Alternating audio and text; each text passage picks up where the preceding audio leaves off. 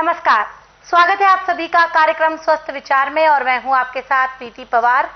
दर्शकों, स्वस्थ विचार कार्यक्रम आप सभी जानते हैं कि यह आयुर्वेद पर आधारित कार्यक्रम है और खास तौर पर आपके लिए ही रोजाना ये कार्यक्रम आप सभी के बीच आता है, आपको आयुर्वेद से जुड़ा हुआ ज्ञान देता है, आपको बताता है कि कैसे आप आयुर्वेदिक चिकित्सा पद्धति को चुनकर, आयुर्वेद को चुनकर खुद को स्वस्थ रख सकते हैं, निरोगी काया दे सकते हैं, वो भी बिना किसी ऑपरेशन के, बिना किसी साइड इफेक्ट के।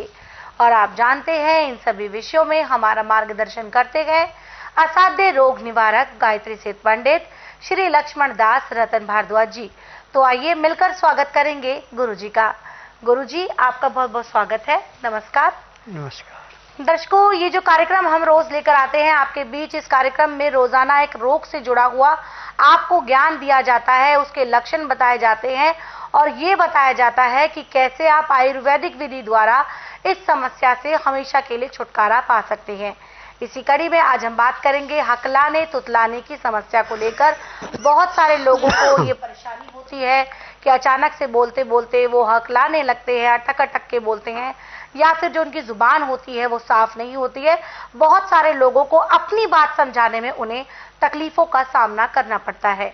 तो आखिर क्या है ये समस्या, ये गुरुजी से जानेंगे। क्या है इसका आयुर्वेदिक उपचार, ये भी जानेंगे। लेकिन कार्यक्रम को आगे बढ़ाएं, बता दूं आपको ये लाइव कार्यक्रम है। अगर सेहत संबंधी कोई भी समस्या आपको है तो आप सीधे गुरुजी से लाइव जुड़ सकते हैं। नंबर स्क्रीन पर दिया जा रहा है, इस नंबर पर कॉल करके आप अपनी सभी समस्याओं का समाधान गुरुजी के साथ डिस्कस करके पा सकते हैं। तो चलिए अब चर्चा को आगे बढ़ाते हैं। गुरुजी, हम बात करेंगे हकलाने तुतलाने की समस्या को लेकर। ये कैसी समस्या है गुरुजी? अंदर चाहे कोई भी विचार हो, हम अपनी बात को दूसरे तक समझा नहीं पाते हैं, जबान साफ नहीं है या फिर हकला जाते हैं। क्या कारण है गुरुजी इसका? देखिए बेटा, गले के पास यहाँ पे सूजन पैदा हो जाती है जी। तो बोलने में, समझाने में उसको बहुत दिक्कत होती है। बिल्कुल। अब इसके लिए पूरे संसार के अंदर कहें कि मेडिकल में, आयुर्वेद में, यूनानी में कोई इलाज है तो नहीं है, परंतु स्वस्थ विचार में कोई बीमारी ऐसी नहीं जिसका इलाज नहीं। जी बिल्कुल। हर बीमारी का इलाज है। अब जो बच्चे हकलाते हैं तुतलाते हैं उनके लिए चाहिए, उनके माँ बाप को, कि गुलबंदी बादाम ले आए और बच्चे के उम्र के लिहाज से, जैसे आपका 5 साल से नीचे का बच्चा तो 5 गिरियाँ काफ़ी है। यदि आपका 10 साल से ऊपर बच्चा हो गया तो उसके लिए 10 गिरियाँ जी। रात को पानी में भिगो के रख दें, सुबह उसका छिलका उतार के फिर उसको जैसे चंदन पत्थर पे घिसते हैं ऐसे घिस के और गाय के दूध में उबाल करके और उसमें शहद मिला के और काली मिर्च पीस के मिला के वो उसको पीने को दें। अब उसको जब वो बच्चा पिएगा तो जो यहाँ पे गले पे सूजन थी वो सूजन उतरना शुरू हो जाएगी जी। और महीने 1.5 महीने में जो अटक अटक के बोलता था वो बिल्कुल साफ बोलना शुरू कर देगा। परंतु ये क्रिया 6 महीने तक लगातार करनी है, तब जाके उसका हकलाना तुतलाना बंद होगा। जी। अब तो हर एक चीज दिन प्रतिदिन महंगी होती जा रही है, परंतु जो बच्चे को परेशानी में डालने की चीजें, उसमें पैसा नहीं देखना, उसकी जिंदगी देखो। बादाम इस टाइम 700-800 रुपये किलो से ऊपर नहीं है, अच्छा बादाम गुलबंदी। और एक खुमानी का बीज होता है, उसका भी साइज वही है जो गुलबंदी बादाम का। उस चीज को ध्यान रखना है। बादाम में और खुमानी के बीज में जमीन आसमान का अंतर है। यदि खुमानी का बीज आप खिलाएंगे बादाम की जगह तो आपको लाभ नहीं होगा, वो बादाम से लाभ होगा। और ऐसे भी जो बच्चा तुतलाता है, हकलाता है, ये बच्चा जब मेरे पास आता है तो उसको नाड़ी परीक्षण के बाद 15 दिन की दवाई दी जाती है।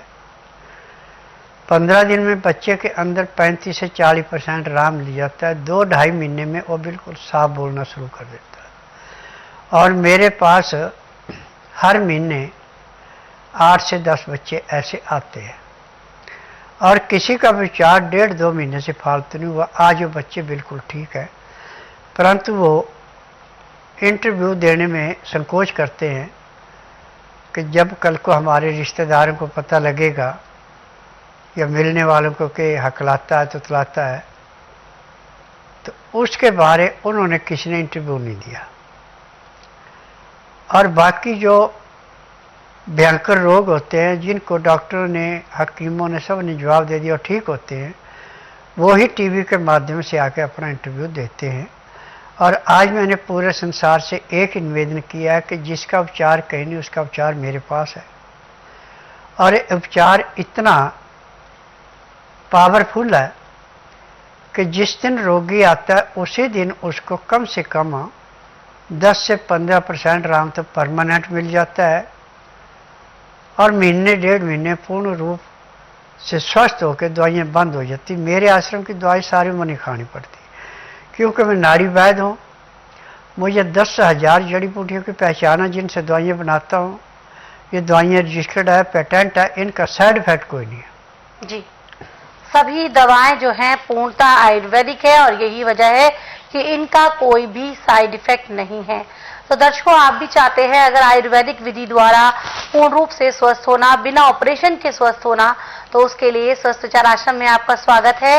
आश्रम पर आने की सारी जानकारी आपकी स्क्रीन पर है।